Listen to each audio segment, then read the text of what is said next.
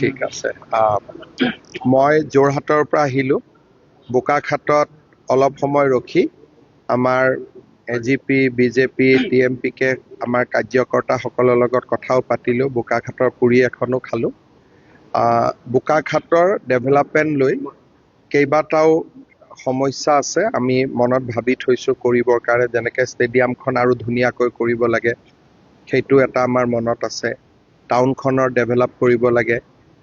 কেইবাটাও চিন্তা আছে। আজি এনেই প্ৰাৰম্ভিকভাৱে কথা পাতিলোঁ।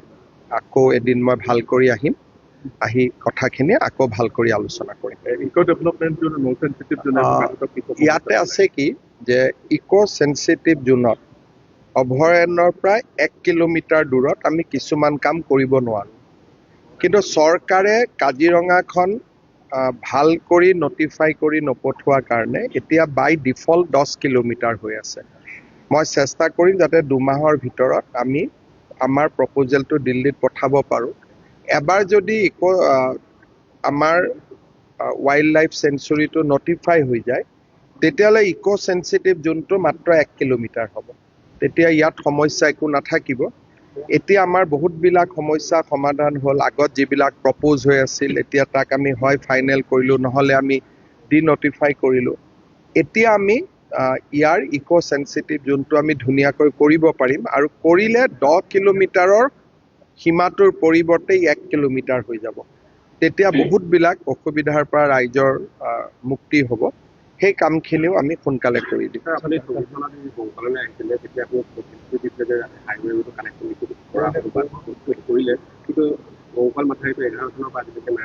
বংকল মাথাউৰিটো যিবাৰ ভাঙিছিল সেইবাৰতো আমি কৰি দিছিলোঁ। বাকী গোটেইখিনি কৰি দিব লাগিব। ঠিক আছে, এটা এষ্টিমেট বনাব, অতুলদাই কৰি দিব। চাওক, প্ৰধানমন্ত্ৰী নৰেন্দ্ৰ মোদী ডাঙৰীয়াই যোৱাকালি আমাক এটা ডাঙৰ উপহাৰ দিলে। যোৱা 3-4টা বছৰ জুৰি আমি কেইটামান ডাঙৰ প্ৰকল্পত কাম কৰি আছিলোঁ। কাজিৰঙাৰ এলিভেটেড কৰিডৰ, গুৱাহাটীৰ ৰিং ৰোড, টানেল, তাৰ লগত এটা প্ৰকল্প আছিল বাইহাটা চাৰিআলিৰ পৰা তেজপুৰলৈ আমাৰ 4 লেনিং। সেই কামটো হৈ গ'ল। এক্সেছ কণ্ট্ৰল হাইৱে হ'ব, খুব ধুনীয়া হ'ব। গোটেইকেইখন টাউন বাইপাছ হ'ব, 11খনকৈ ফ্লাইঅভাৰ হ'ব। প্ৰায় 9,000 কোটি টকা কেন্দ্ৰীয় চৰকাৰে ব্যয় কৰিব। ইয়াৰ পিছত যিটো আমাৰ নেক্সট টাৰ্গেট আছে, সেইটো হ'ল গুৱাহাটীৰ পৰা পোনে শিলিগুৰিলৈকে এটা ছেপাৰেট হাইৱে বনোৱা। তাৰো কাম চলি আছে। গুৱাহাটী এয়াৰপৰ্টৰ পৰা ৰিং ৰোডলৈ এলিভেটেড কৰিডৰৰ কামো আমাৰ চলি আছে। আৰু সমান্তৰালভাৱে গুৱাহাটীৰ পৰা ডিব্ৰুগড়লৈ আমি কেনেকে আৰু 2 ঘণ্টা কমত পাব পাৰি, তাৰ কাৰণেও আমাৰ কিছু ছাৰ্ভে চলি আছে। গতিকে বহুতবিলাক আছে। এই 5 বছৰত বহুত কাম হ'ব ৰাজ্যত। তাৰ কাৰণে DCয়ে ব্যৱস্থা লৈ আছে। ময়ো DCক লিখিছোঁ যে আমি ৰাইজক যিমান পাৰোঁ সহায় কৰিব লাগে। বানপানী ৰাষ্ট্ৰীয় সমস্যা কৰিব কাৰণে এইটো বানপানী সমস্যাটো সমাধানৰ কাৰণে কিবা এটা ডিক্লেয়াৰ কৰিলেতো নহ'ব, আমাক স্কিম লাগিব। সেইকাৰণে মই সদায় কৈ থাকোঁ যে IIT আমাৰ ইয়াত আছে, IIM আছে, তেওঁলোকে আমাক স্কিম দিয়ক যে এইখিনি কৰিলে বানপানী সমস্যাটো সমাধান হ'ব। টকা পইচা মোদী ডাঙৰীয়াই দিব। এনে এখন নটিফিকেশ্যন কৰি দিলে এইটো ৰাষ্ট্ৰীয় সমস্যা। তাৰ পিছত আপোনালোকে আকৌ কি ক'ব যে ৰাষ্ট্ৰীয় সমস্যা হ'ল, বানপানী সমাধান নহ'ল।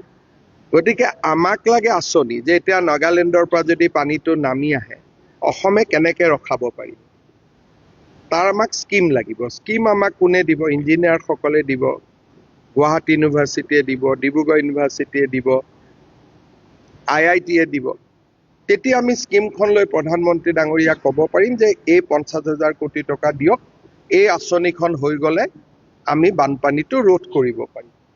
কিন্তু অসম চৰকাৰত আমাৰ তেনেকুৱা কোনো আঁচনিয়ে নাই। কাৰণ আমাক যিসকল একাডেমিচিয়ান আছে, এতিয়ালৈকে তেওঁলোকে আমাক কৈ আছে যে মথাউৰি বনাব লাগে বা তলত জিঅ' বেগ লগাব লাগে।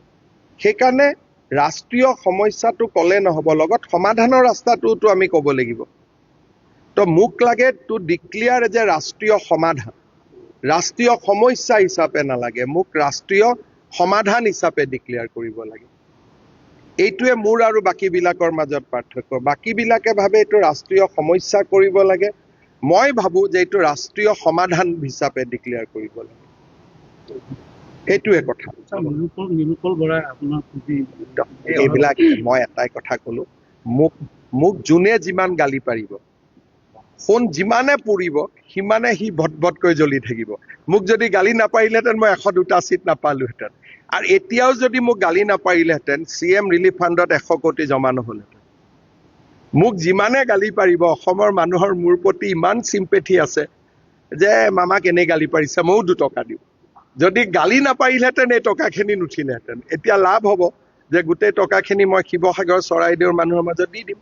গতিকে এই যিসকলে মোক গালি পাৰিলে তেওঁলোকক মই 2 হাত জোৰ কৰি নমস্কাৰ, ধন্যবাদ, কৃতজ্ঞতা জনাইছো যে আপোনালোকৰ কাৰণে এনেকে মানে নৈৰ পানী পৰা দি টকা সোমাইছে। এই মাত্ৰই মোক খবৰ দিলে আৰু এজনে 3 কোটি টকা পঠাই দিছে গুজৰাটৰ পৰা।